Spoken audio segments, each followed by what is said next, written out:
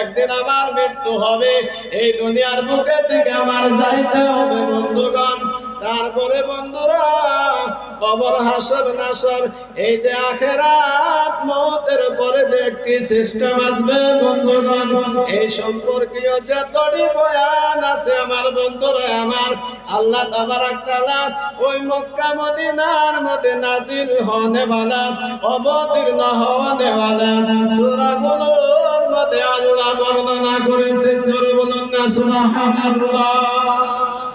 মানে বোঝা গেল যে এই দুনিয়া তোমার শেষ না, এই দুনিয়ার পরে और भी जहां मौजूद है, আরো অন্যান্য জাহান, দুনিয়া তোমার জন্য জাহানগুলো মজুদ আছে।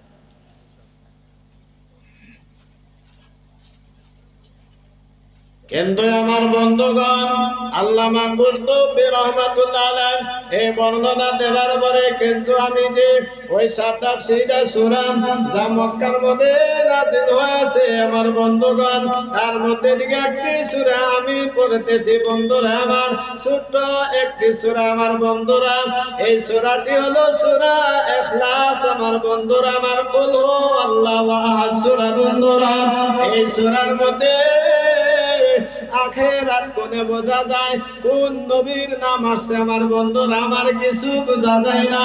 কিন্তু আমার বন্ধুরা আমার, এই সূরাটিকে আমার বন্ধুরা আমার আল্লাহর নবী বর্ণনা দিলেন। এই কুল হুর সূরা কোরআনের 3 ভাগের 1 ভাগের সমতুল্য। জোরে বলুন না সুবহানাল্লাহ। কোরআনের 3 ভাগের 1 ভাগের সমতুল্য। কেউ যদি 3 বার এই সূরাটা পড়ে, তাহলে এক কোরআন খতমের সওয়াব আল্লাহ তাআলা তার নামায়ে আমলে দিয়ে দিবেন। বিসমিল্লাহ বলুন সুবহানাল্লাহ।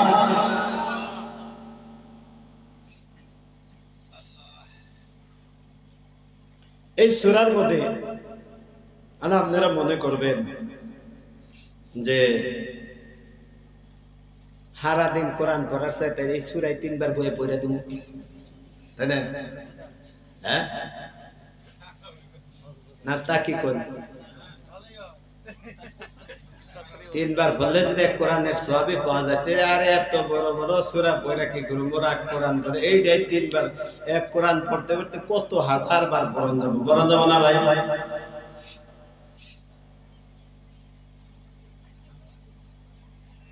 এই সূরাটা নাজিল হইল কোন সময়, অবতীর্ণ হইল কোন সময়? গালেবান 5 নম্বরে বা কয়েক নম্বরে এই সূরাটা নাজিল হয়েছে। 5 নম্বরের পরে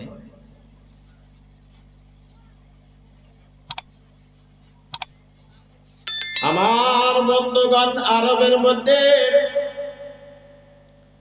আল্লাহর নবী সাল্লাল্লাহু আলাইহি সাল্লামের পূর্বে জামানায় জাহেলিয়াত ছিলেন বন্ধুগণ, মূর্খরা বসবাস করছো, মূর্খামি চলতো বন্ধুরা আমার। আল্লাহ এবং বান্দার মধ্যে কোনো পার্থক্য ছিল না, খালিক মাখলুকের মধ্যে কোনো ডিভিশন ছিল না, পার্থক্য ছিল না আমার বন্ধুরা আমার। মানুষের ঝগড়া ফাসাদ করতো আমার বন্ধুরা, কোনদিন ধর্ম তাদের কাছে ছিল না বন্ধুরা। কাবা শরীফের চতুর্পার্শ্বে চতুর্দিক দিয়ে বন্ধুরা আমার ইতিহাসের কিতাবের মধ্যে ইবনে কাসির, ইবনে খালদুন, ইবনে জারির তাবরি রাহমাতুল্লাহ আলাইহি লিপিবদ্ধ করেছেন। ইমামে যাবি তারিখ ও দুআলুল ইসলামের মধ্যে লিপিবদ্ধ করেছেন আমার বন্ধুরা আমার। মক্কা মুআজ্জামার চতুর্পার্শ্বে আমার বন্ধুরা আমার 360টি মূর্তিগুলা আবেজা ছিল, লাগানো ছিল বন্ধুরা আমার। যার যার গোষ্ঠীরা, যার যার যে গোষ্ঠীরা যে মূর্তির ইবাদত করত, পূজা করত, বন্দেগী করত, উপাসনা করত, তাদের সম্মুখে কাবা শরীফের সম্মুখে রাইখা দিত। যার যার বুত, যার যার মূর্তিকে তারা এসে পূজা করত। জোরে বলুন নাউযুবিল্লাহ। কয়টা বললাম?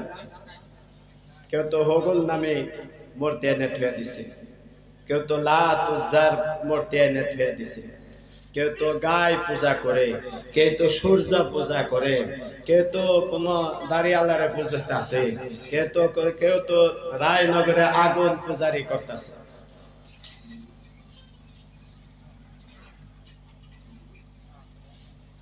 আগুনের পূজা ব্যস্ত। কেউ তো চন্দ্র পূজা করতেছে, সূর্য উদয় হইলেই ওই সূর্যমুখী হইয়া ইবাদত করতেছে, ভক্তি সালাম নানান ধরনের কিছু করতেছে, করে না ভাই? আমাদের ভারতের মধ্যে 2001-এর মধ্যে কি হলো, মর্দমশুমারি হলো, এক পেপারে ম্যাগাজিনের মধ্যে পড়তে পাইলাম, ভারতের মধ্যে আবাদি হলো 23 কোটি হিন্দু। কয় কোটি ভাই? 23 কোটি। তার চাইতে অনেক বেশি হলো তাকে ভগবান বা মূর্তি, খোদার পরিমাণ বেশি। যদি ভাগ করা হয় 1.5টা গুণে 2টা করে একজনের ভাগে পড়ে।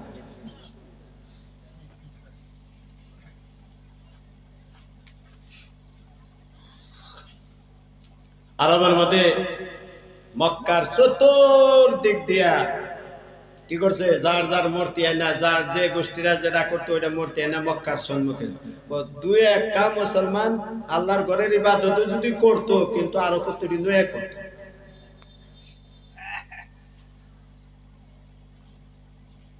এটারও করতো, ওটারও করতো।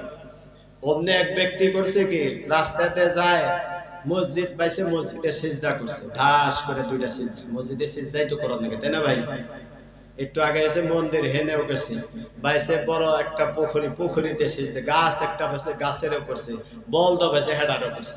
তোমার সাথে এই তুই এত সিজদার বাহা বানাইলি কে? কি জানি না কোন ডাবান খুদা ভাই কিয়ামতের দিন দাঁড়ায়। হ্যাঁ আছে না? তো মক্কার মধ্যে এমনি হয়েছে, কেউ চন্দ্র, কেউ তো সূর্য, কেউ পাথরে পূজা করে, কেউ তো কি করে। সব থেকে বড় কবিরা গুনাহ কি জানেন? শিরক করা, আল্লাহর সাথে কাউকে সম অধিকার সাব্যস্ত করা হলো সব থেকে চাইতে বড় গুনাহ। সে ব্যক্তি জান্নাতে যাবে না, যাবে না, যে তোই পুরুকা কালা তওবা ছাড়া যদি মরে এই শিরক অবস্থায় জান্নাতে আল্লাহ দিব না। জান্নাত তার জন্য হারাম। আমার বন্ধুগণ, আমি সংকীর্ণ করে আমি বলবো, আমার বন্ধুরা, আমার এমত অবস্থায় যার যার মতন যার যার মূর্তি গুলা পূজা করে, যার যার মাবুদ গুলোকে পূজা করে, আমার বন্ধুরা, আমার আল্লাহ তাবারক তাআলা ওই জামানার মধ্যে আমার আখেরি নবী মুহাম্মদ আরবি সাল্লাল্লাহু আলাইহি সাল্লামকে নবী করে পাঠিয়ে দিলেন। আমার বন্ধুরা, আমার নবী আসলেন, আসার পরে আমার বন্ধুরা, আমার কোরআন নাজিল হয়ে গেল। কোরআন নাজিল হওয়ার পর আমার বন্ধুরা, আমার আল্লাহ তাবারক তাআলা ডেকে বললেন, ও নবী গো, আমার আখেরি জামানার নবী গো, এই আরববাসীদেরকে তুমি শুনাইয়া দাও, তুমি ওয়াজ করে দাও, তুমি বর্ণনা দিয়ে দাও, আল্লাহ ব্যতীত অন্য কারো ইবাদত করা যাবে না।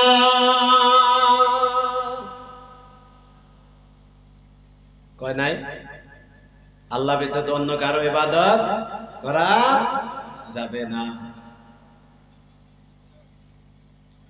মক্কার মধ্যে মানে ভৌচাল হয়ে গেল।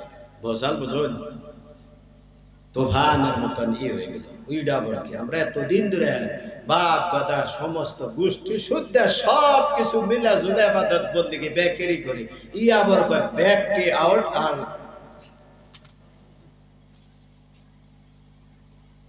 আবার দুশমনি যত করোনাকে করে, কিন্তু নবীর উপরে হাত আছে কার? আল্লাহ। যেখানে আল্লাহর হাত সেখানে কি এর কাফেরের বাত চলবে? চলবে না। লাহে লাহে লাহে লাহে আমার বন্ধুগণ, নবীজি দাওয়াত দিলেন, তাওহীদের দাওয়াত দিলেন, একতার দাওয়াত দিলেন, আল্লাহকে এক মানতে হবে, এক জানতে হবে। ও আরববাসীরা, মক্কার কাফেররা, আল্লাহ ব্যতীত কোনো মাবুদ নাই। লাত উজ্জা তোমার খোদা নয়, চন্দ্র তোমার খোদা নয়, সূর্য তোমার খোদা নয়, কোনো দাড়িওয়ালা খোদা নয়, কোনো মানুষ জিন ইনসানের মধ্যে কোনো খোদা নাই বন্ধুগণ, এক আল্লাহর ইবাদত বন্দেগী করতে হবে। আমার বন্ধুরা আমার, আরবের মধ্যে সমস্ত মানুষ নবীর বিরোধী হয়ে গেলেন, দুশ্মনী হয়ে গেলেন, তারা শত্রুতা আরম্ভ করে দিল।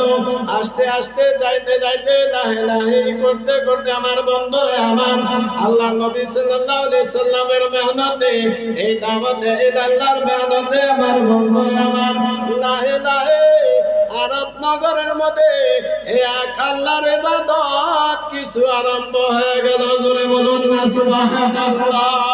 আবু বকর মুসলমান হয়ে গেলেন, আলী রাদিয়াল্লাহু আনহু মুসলমান হয়ে গেলেন, অনেক সাহাবারা মুসলমান হয়ে গেলেন। সর্বপ্রথমে সুমাইয়া নারী একজন খাদিজা মুসলমান হয়ে গেলেন।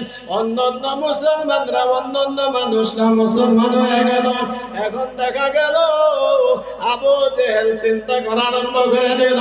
দেশের উবাই বিন মুনাফিক, উবাই ওই মানুষটা চিন্তা করা আরম্ভ করে দিল, এই আরবের মধ্যে যদি, মক্কা নগরের মধ্যে যদি এই মোহাম্মদ নিজের মিশন চালিয়ে থাকে, নিজের মেহনত যদি করে থাকে, আমার বন্ধুরা আমার, এই আরবের মধ্যে একদিন অন্য মাবুদের নাম গুণ থাকবে না। জোরে বলুন সুবহানাল্লাহ। কেয়ারে তো কোনো ফেলে ডাবান না, প্রতিবাদ করতে হবে। আবু জেহেল আইল, আর অন্যান্য বড় মুনাফিকের কাফেরের সর্দার আইল। মোহাম্মদ সাল্লাল্লাহু আলাইহি ওয়াসাল্লাম, মোহাম্মদ একটু বহাবহি করি, বহুত হয়ে গেছে। এর বাপ মুসলমান, বেড়া কাফির হয়েছে, বেড়া মুসলমান হয়েছে, বাপ কাফির হয়েছে, 22টা মুসলমান হয়ে যেতে দিন বা দিন ঘরে ঘরে যে একটা এই আন্দোলন চলছে, এইভাবেই করতে অল্প দিনে বহুত হয়ে গেল গা। সমস্যায় দাঁড়াইব আমাদের। গতিকে মধ্যস্থ কৃপাকরণ যায় নাকি? আবু জেহেল আসলো আমার বন্ধুরা আমার, কুরাইশের বংশের মানুষ গলে আসলো আমার বন্ধুরা আমার, আরবের বড় বড় কাফের আসলো আমার বন্ধুরা আমার, নবীজিকে বসাইলেন, পরামর্শ করলেন যে ও আবু জেহেল, বলে ও মোহাম্মদ, তুমি এই দাওয়াতটা তুমি বন্ধ করে দাও, এক আল্লাহর ইবাদত কথাটা বন্ধ করে দাও, করার কথাটা বন্ধ করে দাও। তোমার যদি সর্দারি লাগে আমরা দেব, টাকা লাগে পয়সা দিবে, হবা নেত্রীর সাথে বিবাহ শাদী যদি আমরা মেয়ের তালাশ করে দেব, সব কিছুর ব্যবস্থা আমরা করে দেব গো। কিন্তু তুমি কি করো? এই আল্লাহর ইবাদত, এক আল্লাহর সম্পর্কে তুমি বলছেন তুমি বন্ধ করে দাও। নবী কি বন্ধ করবে আমার বন্ধুরা? বন্ধ করব?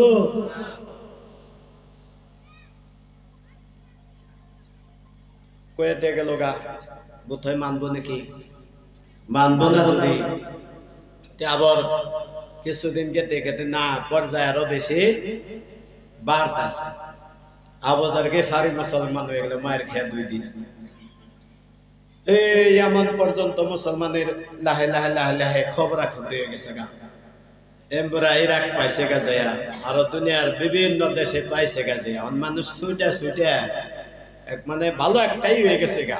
মনে হইতেছে যে না অল্প দিনের ভিতরেই আমগো নাম নিশান মিটে যাবে। আবার আবু জেহেল মশওয়ারা করলো, ডাকলে দে মোহাম্মদ তুমি আসো, আমরা বসাবসি করে পরামর্শ করে কিছু সমঝোতা করে সংশোধন করে বন্ধুরা আমার। আবু জেহেল মক্কা নগরীতে নবীকে সাল্লাল্লাহু আলাইহি সাল্লামকে ডেকে একত্রে বসে পরামর্শ দিলেন, রায় দিলেন, ও মোহাম্মদ গো, এক কাজ করা যায়, তুমিও তো নিজের খোদার ইবাদত বাদ দেবে না, তোমার খোদাকে ডাকাডাকি কথা তুমি বাদ দেবে না, আমরাও তো বাদ দিতে পারি না, একটা পরামর্শ করে নেই। কি পরামর্শ করব?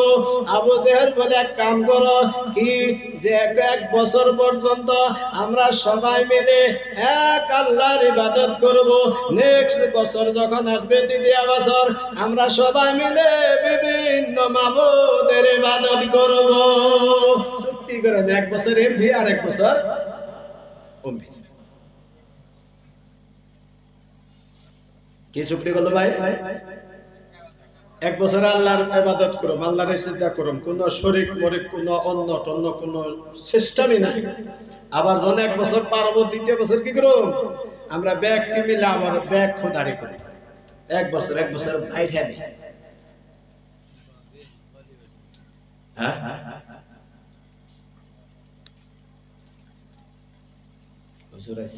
শর্টকাট করে নেবো। কটা বাজে? আরে বাপ, অল্প সময় তো বলছেন একটুই করি। এক বছর আমগোতা, এক বছর তুঙ্গ খোদার ইবাদত করি। এইভাবে করতে করতে আল্লাহ রসুল কে মানবো গো, মানছে গো? মানে নাই। আল্লাহ তাবারাক তাআলা সঙ্গে সঙ্গে একটি সূরা নাজিল করে দিলেন। আমি হবায় আমার কি হেকাতাছি, যাই হোক হুজুর আসলাম, শর্টকাট করে বলবো। আল্লাহ তাআলা বলেন, কুল ইয়া আইয়ুহাল কাফিরুন। মুখস্থ আছে না ভাইরা? হে নবী বলে দেন, হে কাফেরগণ, হে কাফেররা, লা আ'বুদু মা তা'বুদুন। আমি ইবাদত করি না যাদের তোমরা ইবাদত করো। তোমরা ইবাদত করো না যার আমি ইবাদত করি। এই সূরাটা নাজিল হয়ে গেল। নাজিল হওয়ার পরেই আল্লাহ তাবারক তাআলা শেষ আয়াতের মধ্যে বললেন, আমি ওর আগে তরজমা করতাম, ওর আগে করতাম, বহুত লম্বা সময় লেগে যাবে, আমার তো কুল হুরসেরা কইবার কি আছে। হে তো বললেন, লাকুম দীনুকুম ওয়ালিয়া দীন। শর্টকাট বলছি, তোমাদের দিনে তোমরা থাকো। নবী আল্লাহ নিজে বলে দেন, তোমাদের দিনে তোমরা থাকো, আমাদের দিনে আমরা থাকি। বুঝতে পারছেন তো? ওদের দিন ওরা রইলো, আমগো দিনে আমি গেল। দিনে দিনে আখেরি নবীর দিন মানে আরো বৃদ্ধি আরম্ভ হয়ে গেল। এখন পরামর্শ দেয় না যে এক বছর এটা এক বছর করে না।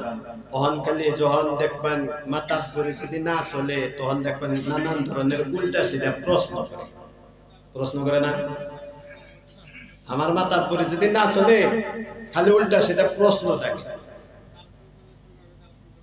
আবু জাহেল মোহাম্মদ এক কাম হলো, তোমার আল্লাহ আমগো খুদা যে আমরা বানাইছি, মূর্তি যে বানাই, মাড়ি দিয়ে বানাই, লকড়ি দিয়ে বানাই, পানি দিয়ে বানাই, স্বর্ণ দিয়ে বানাই, আদি ইত্যাদি আমরা বানাই। তোমার আল্লাহরে কি দিয়ে বানাবো? মাড়ি দিয়া, পানি দিয়া, লকড়ি দিয়া না, কি দিয়া? বেতুকা সওয়াল না ভাই? ও দরকারি প্রশ্ন না? আল্লাহ তাবারাক তাআলা আবার নবীকে চুপ করাই দিলেন। ওহে আসতেছে, একটু জোরে বলেন সুবহানাল্লাহ। নবীজি চুপ হয়ে গেলেন, কোনো কথা নাই। একটু পরেই সূরা নাজিল হয়ে গেল। হে নবী আপনি বলেন, কুল হুয়াল্লাহু আহাদ। আল্লাহ বলেন, হে দুনিয়ার মানুষ, আল্লাহ কোন মাটির দ্বারা তৈরি না, পানির দ্বারা তৈরি না, লকড়ির দ্বারা তৈরি না, কোন বস্তুর দ্বারা তৈরি না। শুধু ওইগুলা না কইয়া আল্লাহ কইছে, কও নবী আল্লাহ এক। জোরে বলেন সুবহানাল্লাহ। আল্লাহুস সামাদ, আল্লাহ বেনিয়াজ। সামাদ দুইটা তাফসীর আমি বলি শর্টকাট করে। একটা তাফসীর ইবনে তাইমিয়া রাহমাতুল্লাহ নিজের কিতাব তাফসীর সূরা ইখলাস 350 পৃষ্ঠার মধ্যে আমার কাছে আছে, খালি এই সূরার তাফসীর। ওদের সামাদ বলা হয় সরদারকে। কাকে ভাই? সরদার। ইবনে সিনা রাহমাতুল্লাহ আলাইহি বলেন, আস-সামাদু আস-সাইয়্যিদ। সামাদ বলা হয় কাকে? সরদারকে। এমন সরদার যে সরদারের সবাই মুখাপেক্ষী। কি হয় ভাই? যে সরদারের ছাড়া কারো চলে না, কিন্তু সেই সরদার কারো মুখাপেক্ষী না। একটু চিল্লায় বলেন সুবহানাল্লাহ। আল্লাহ কারো মুখাপেক্ষী কি?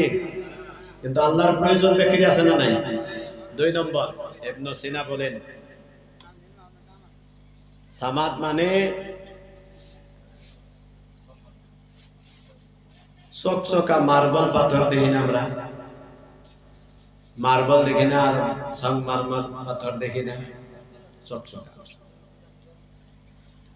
ওই পাথরের মাফিক যেমন পাথরটা পিছলা হয়, দুল ভিতরে যাইতে পারে না, পাথরের ভিতরে দুলটা যাইতে পারে, উপরেই থাকে। এমন একটা পিছলা চিকনা পাথর, যে পাথরের বাইরে থেকে কোনো ভিতরে বস্তু কোনো যাইতে পারে না এবং ভিতরে থেকে কোনো বাইরে আসতে পারে না। বলেন আমার আল্লাহ এমন সামাদ, এমন যে বাইরে থেকেও কোনো দোষ ভিতরে নাই, ভিতরে থেকেও বাইরে কোনো দোষ নাই। আল্লাহ বেআয়েব, আল্লাহ কোন ধরনের কোনো আয়েব ত্রুটি বিচ্যুতি নাই।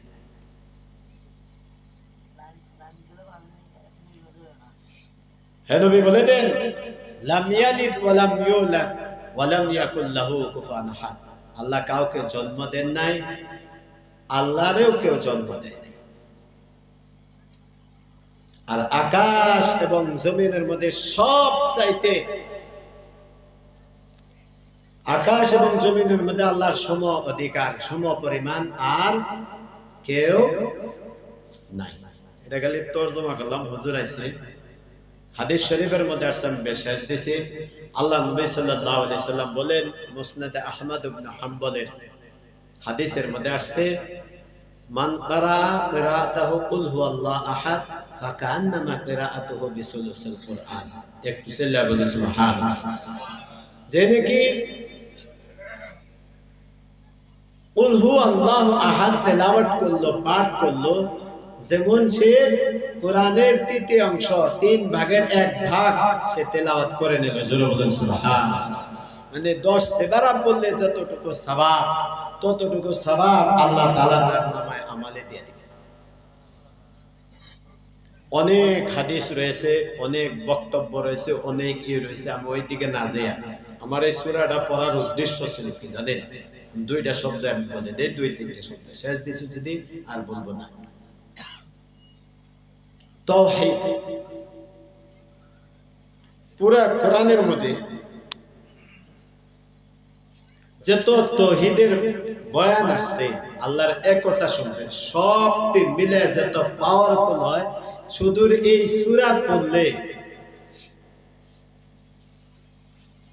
তার 3 ভাগের 1 ভাগ পার হয়ে যায়। এত জবরদস্ত সূরা এটা। নবীজি বলছেন, একবার যদি এই সূরা পড়া হয়, সুনানে দারমি ফাজাইলুল কোরআন মধ্যে স্পষ্ট ভাবে লিপিবদ্ধ আছে যে তার নামায় আমালে আল্লাহ 50,000 নেকি লিপিবদ্ধ করে দিবেন। তে পড়ুন তো ইনশাআল্লাহ। সূরার তাকাজা কি আমাদের কাছে কি চাইছে? আমরা যাতে আল্লাহর সাথে শিরক করি না। মাথা নত হবে তো আল্লাহর সম্মুখে হবে, ইবাদত বন্দেগী আল্লাহর জন্য হবে।